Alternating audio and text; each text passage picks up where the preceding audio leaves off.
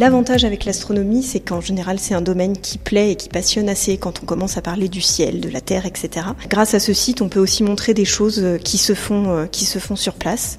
On a aussi des chercheurs, des ingénieurs qui sont très intéressés par la médiation scientifique et qui nous aident aussi beaucoup à transmettre tout ça. Et voilà, ça reprend un petit peu tous les instruments sur lesquels le laboratoire a travaillé et qui ont été installés sur différents télescopes. La maquette en Lego, en fait, représente l'Extremely Large Telescope. Alors, l'Extremely Large Telescope, en fait, il n'existe pas encore. Il est actuellement en construction. Il sera construit, il est en train d'être construit dans le désert d'Atacama au Chili. Pour vous donner une idée de la taille, on voit juste ici en dessous un camion citerne, un gros camion, qui paraît assez minuscule par rapport à la taille du télescope. Donc l'Observatoire de Lyon a travaillé sur la confection et la construction de muses, c'est ça.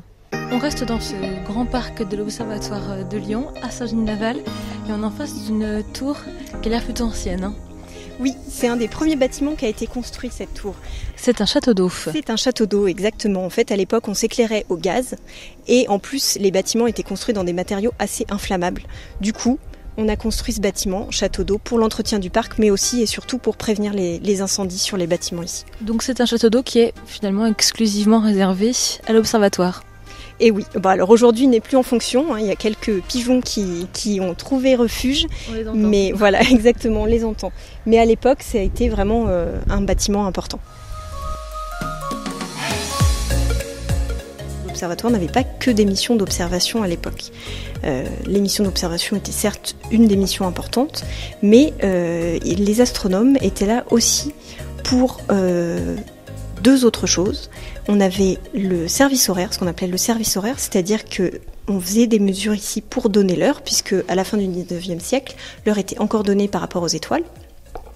Donc on avait des instruments qui servaient à pouvoir donner l'heure, ce qu'on appelle des lunettes méridiennes. Et il y avait une deuxième mission importante qui était la météo. Parce qu'en fait, il y avait eu plusieurs inondations à Lyon au cours du 19e siècle et les Lyonnais, du coup, étaient très attachés aux prévisions météo.